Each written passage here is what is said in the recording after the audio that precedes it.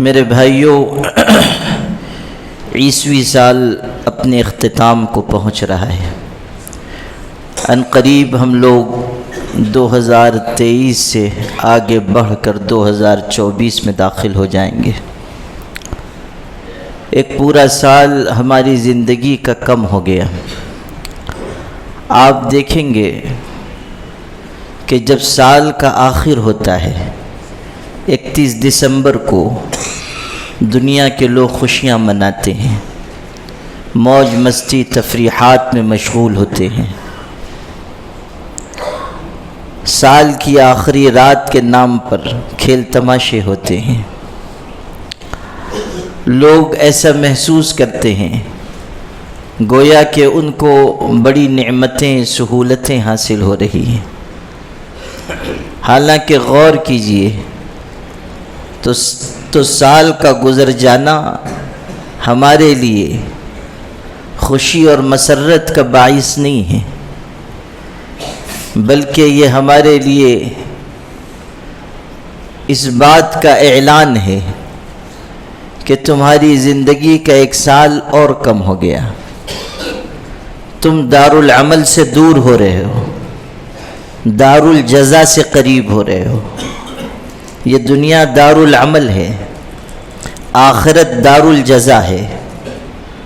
ہم دارالعمل سے قریب اور دارالجزا سے ہم دارالعمل سے دور اور دارالجزا سے قریب ہو رہے ہیں۔ جو لمحہ حیات کا، جو وقت زندگی کا گزر گیا، وہ لوٹ کر نہیں آئے گا۔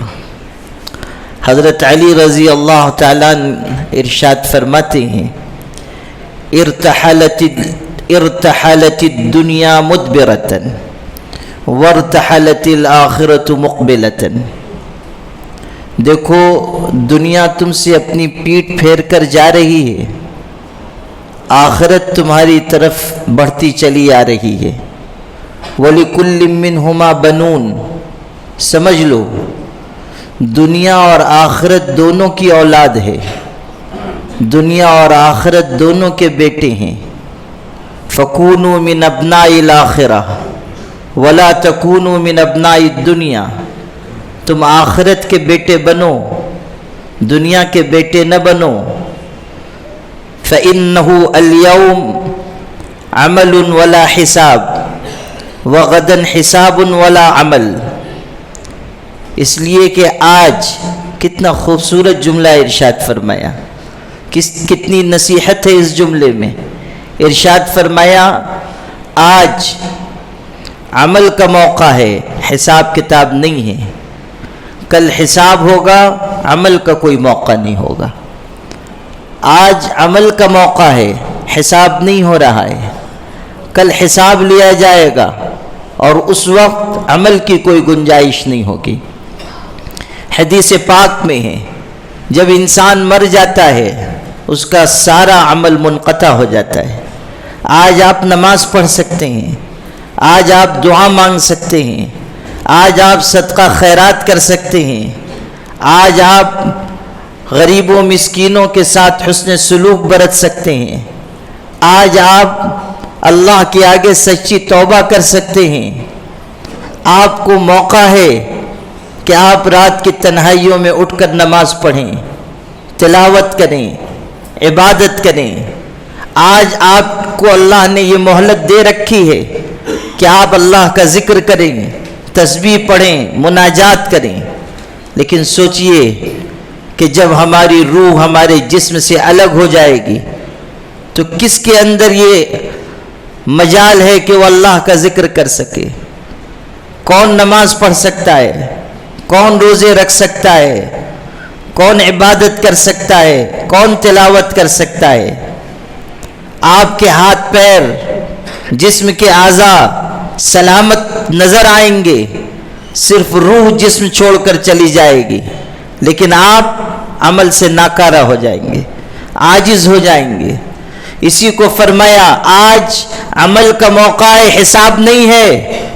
کل حساب ہوگا، عمل کا موقع نہیں ہوگا۔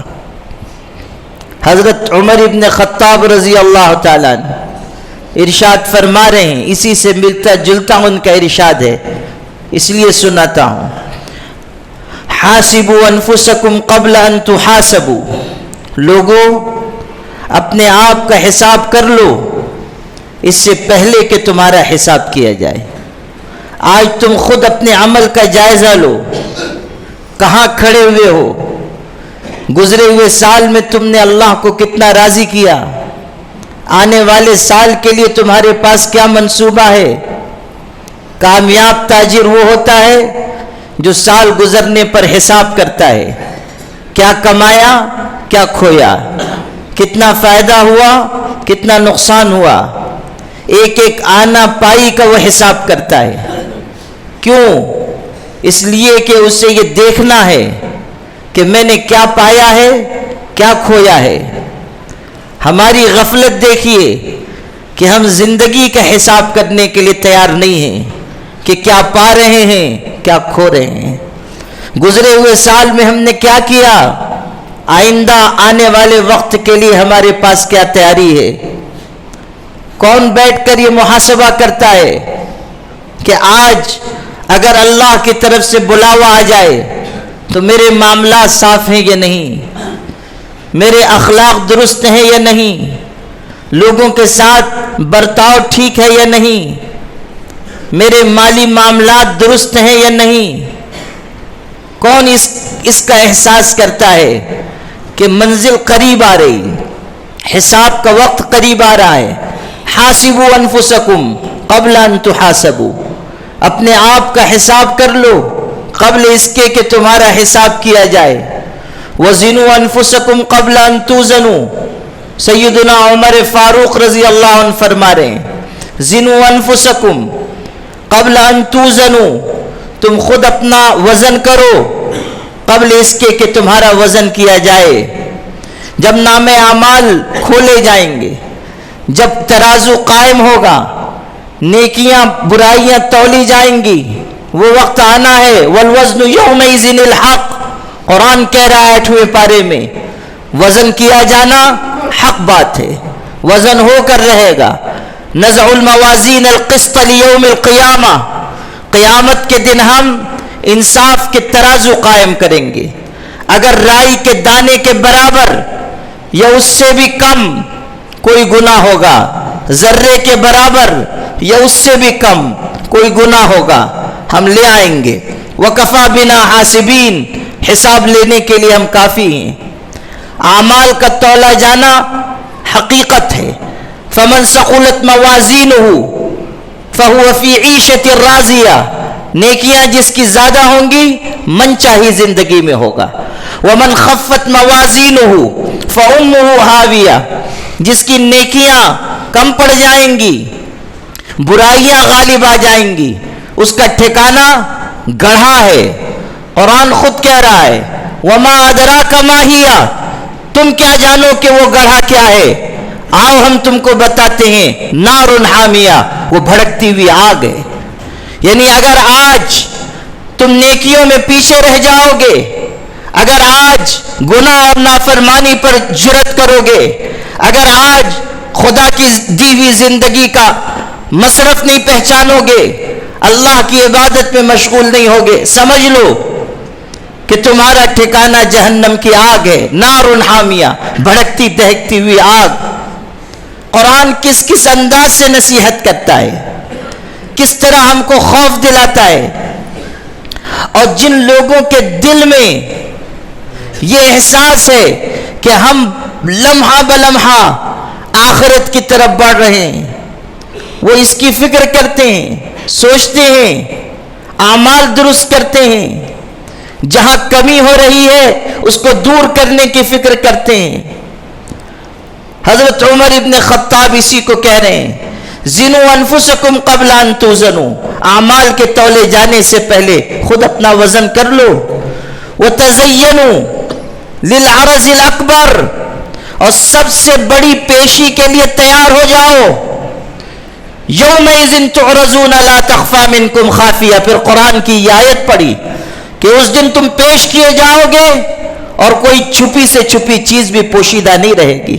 کوئی عمل، کوئی گناہ، کوئی برائی، کوئی نافرمانی چھپی نہیں رہ جائے گی. وہ دن تو ایسا ہوگا یوم تبل السرائر، جب سینوں کے راز اور بھید تک ظاہر کر دیے جائیں گے. کوئی چیز ایسی نہیں ہوگی جس کو انسان مخفی رکھ سکے. الیوم نختم علی افواہہم، سورہ یاسین شریف میں الیوم نختم علی افواہہم، آج کے دن یعنی قیامت کے دن ہم تمہاری زبان پر مہر لگا دیں گے. وتکلمنا ایدیہم، اور تمہارے ہاتھ اور تمہارے پیر ہم سے گفتگو کریں گے. تکلمنا ایدیہم وارجلہم بما کانوا یکسبون، ہاتھ اور پیر بتائیں گے کہ انہوں نے کیسے گناہ کیے ہیں، کیسی نافرمانیاں کی ہیں. مسلم شریف میں ہے کہ جب انسان کے جسم کے اعضاء، اس کے ہاتھ پیر، اس کی چمڑیاں اس کے بارے میں گواہی دیں گی تو انسان پکار اٹھے گا، بعدا لکن وسحقا، مسلم شریف میں حدیث ہے. انسان اپنے جسم سے کہے گا، اعضائے جسم سے کہے گا، ہلاکت ہو، دوری ہو تمہارے لیے.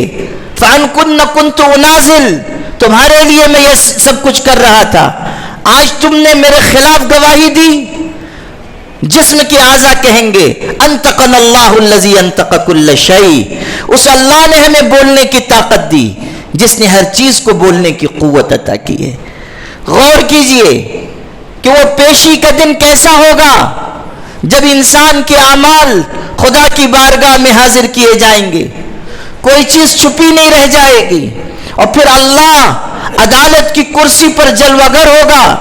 فَمَن يَعْمَلْ مِثْقَالَ ذَرَّةٍ خَيْرًا يَرَهُ وَمَن يَعْمَلْ مِثْقَالَ ذَرَّةٍ شَرًّا يَرَهُ، رائی کے دانے کے برابر، ذرے کے برابر کوئی گناہ ہوگا انسان دیکھ لے گا، کوئی بھلائی ہوگی انسان پالے گا.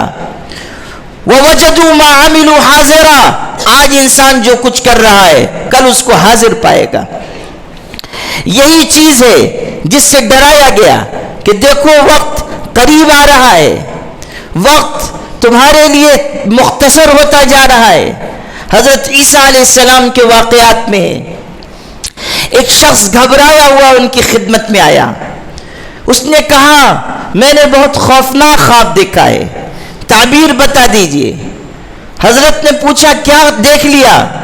کہنے لگا میں نے دیکھا کہ میں ایک صحرا بیابان میں، ایک جنگل میں ہوں، ایک خوفناک شیر اچانک میرے پیچھے لگ جاتا ہے، مجھ کو دوڑاتا ہے، میں اس سے بچنے کے لیے بہت تیزی سے بھاگ رہا ہوں. وہ شیر برابر میرے پیچھے لگا ہوا ہے. ایک کنواں نظر آتا ہے، میں اس کنویں میں کود جاتا ہوں، رسی پکڑ کر لٹک جاتا ہوں. ایک رسی ہے کنویں میں، پکڑ کر لٹک جاتا ہوں تاکہ شیر کے حملے سے محفوظ ہو جاؤں. شیر کنویں کی مڈیر پر آ کر رک جاتا ہے اور برابر مجھ کو دیکھتا ہے کہ کس طرح مجھ پر حملہ کر سکے. اچانک میری نگاہ کنویں کے اندر کی طرف جاتی ہے تو میں دیکھتا ہوں کہ ایک خوفناک اژدہا کنویں کے اندر ہے. وہ اپنے جبڑے کھولے ہوئے ہے، اس انتظار میں ہے کہ میں گروں تو وہ مجھ کو نگل لے. میں گھبرا اٹھتا ہوں، اوپر شیر ہے، اندر خوفناک اژدہا ہے جو منہ کھولے ہوئے میرا انتظار کر رہا ہے. رسی پکڑ کر میں لٹکا ہوا ہوں. اتنے میں نظر پڑتی ہے تو میں دیکھتا ہوں کہ جس رسی کو پکڑ کر میں لٹکا ہوا ہوں، دو چوہے، ایک کالا اور ایک سفید چوہا اس رسی کو کتر رہے ہیں، کاٹ رہے ہیں. رسی کٹتی جا رہی ہے. مجھ کو خوف ہوا کہ یہ رسی کٹ جائے گی، میں سیدھے اژدہے کے منہ میں چلا جاؤں گا. بس گھبرا کر میری آنکھ کھل گئی. پریشان ہوں، گھبرایا ہوا ہوں، آپ تعبیر بتا دیجئے. عیسیٰ علیہ السلام نے کہا خواب تمہارا بالکل واضح ہے، سنو، جس صحرا اور بیابان سے تم گزر رہے ہو وہ یہ دنیا ہے. جو شیر تمہارے پیچھے لگا ہے وہ تمہاری موت ہے جو تمہاری تلاش میں ہے، موقع دیکھ کر تم پر حملہ کرنا چاہتی ہے. اور جس اژدہے کو تم نے دیکھا وہ تمہاری قبر ہے جو منہ کھولے انتظار میں ہے کہ کب تم مرو اور اس کے آغوش میں چلے جاؤ. جس رسی سے تم لٹکے ہوئے ہو وہ تمہاری زندگی کی رسی ہے، اور جو کالا اور سفید چوہا اس کو کتر رہا ہے وہ تمہاری زندگی کے دن اور رات ہیں۔ رات کالی ہے، دن سفید ہے۔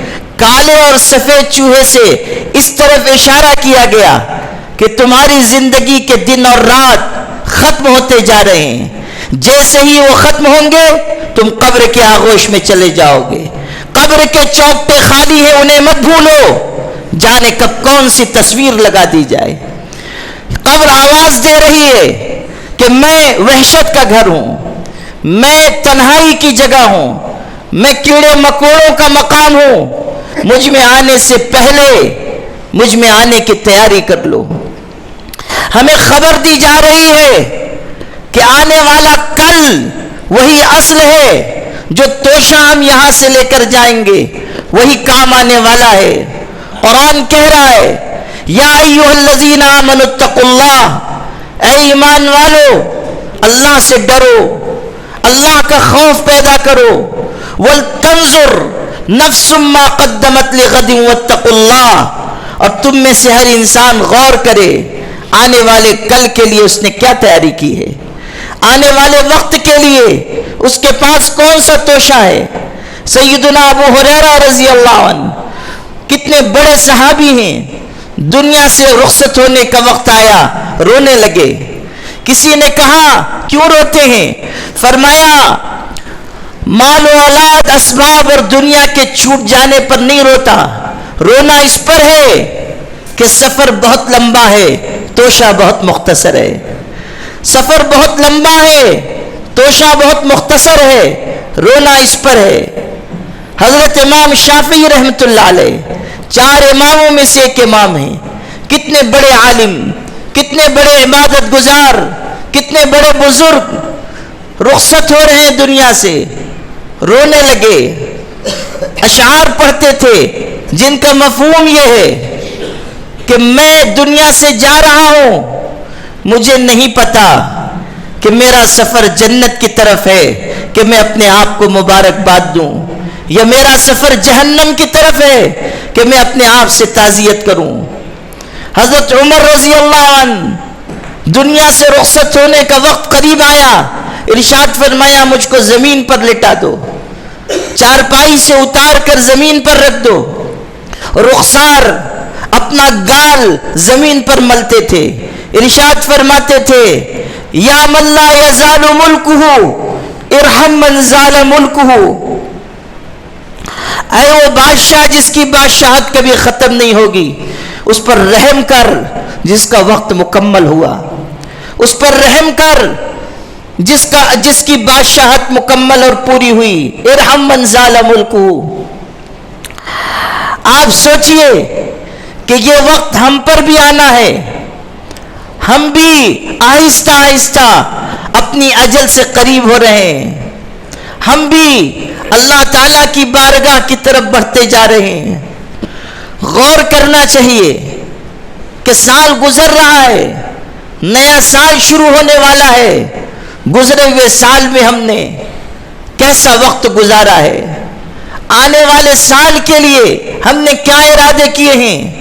اگر اسی طرح دنیا میں منہمک رہے، معصیت نافرمانی میں مشغول رہے، گناہ اور سرکشی پر جمے رہے، ہمارا انجام کچھ اچھا نہیں ہونے والا۔ اللہ تعالیٰ نے کامیابی ایمان اور اچھے عمل پر رکھی ہے۔ یہ سوچیں کہ ہم کس راستے کا انتخاب کر رہے ہیں، آنے والے دنوں کے لیے ہم نے کیا منصوبہ بنایا ہے۔ وقت ٹھہر کر انتظار نہیں کرے گا، وقت کا ہر لمحہ یہ کہتا ہوا گزرا مجھ سے ساتھ چلنا ہے تو چل، میں تو چلا جاؤں گا۔ وقت ٹھہر کر انتظار نہیں کرے گا، وقت کا منادی تو پکارتا ہے کہ وقت آگے بڑھ رہا ہے۔ دقات قلب المرء قائلۃ لہ بأن الحیات دقائق وثوانی۔ عربی کا شاعر کہتا ہے کہ یہ جو تمہارے دل کی دھڑکنیں ہیں، ان کے اندر سے یہ آواز آتی ہے کہ سن لو، زندگی بس یہی گھنٹے اور منٹ کا نام ہے، یہ گزریں گے، تم بھی گزر جاؤ گے۔ کتنے بڑے بڑے شہنشاہ، بادشاہ، علماء اور ائمہ پیدا ہوئے، اولیاء و انبیاء آئے، لیکن اپنا وقت پورا کر کے دنیا سے رخصت ہو گئے۔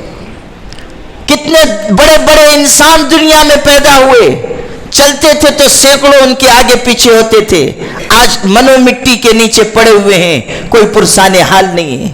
کل جہاں شگوفہ و گل تھے، آج شاہوں کے تاج بکھرے ہیں۔ انسان کی زندگی کی حقیقت کیا ہے؟ بس اتنی ہی حقیقت ہے فریب خواب ہستی کی کہ آنکھیں بند ہو اور آدمی افسانہ ہو جائے۔ آج ہم ہیں، کل ہم نہیں ہوں گے۔ آج ہم کچھ کہہ رہے ہیں، کل ہماری زبانیں خاموش ہوں گی۔ آج نام سے پکارے جاتے ہیں، کل مرحوم کہلائے جائیں گے۔ آج دنیا کے اسباب کے درمیان ہیں، کل قبر کے آغوش میں تنہا بے سر و سامان پڑے ہوئے ہوں گے۔ سوائے خدا کی رحمت کے کوئی آسرا نہیں ہوگا۔ لوگوں، اس اللہ کی رحمت کو حاصل کرنے کے لیے اچھے اعمال کے اپنے آپ کو پابند بناؤ۔ زمانے میں فتنے برپا ہو رہے ہیں، ان سے دامن کش ہو کر اللہ کی طرف آگے بڑھو۔ بادروا بالاعمال فتنا کقطع اللیل المظلم، حضور نے فرمایا فتنوں کے آنے سے پہلے پہلے عمل کر لو۔ وہ فتنے ایسے ہوں گے جیسے اندھیری رات کے ٹکڑے، صبح انسان مومن ہوگا، شام کو کافر ہو جائے گا، شام کو مومن ہوگا، صبح کافر ہو جائے گا۔ ایسے خطرناک فتنوں کا دور ہوگا۔ اس لیے ان فتنوں سے پہلے پہلے عمل کا ذخیرہ اکٹھا کرو۔ ہر وقت اللہ کو راضی کرنے کی فکر کرو، ہر وقت اللہ تعالیٰ کی رضامندی پر نگاہ رکھو، اخلاص کے ساتھ اس کی رضا حاصل کرنے کی محنت میں لگو۔ یہی دنیا کی، یہی آخرت کی کامیابی ہے۔ وآخر دعوانا الحمدللہ رب العالمین۔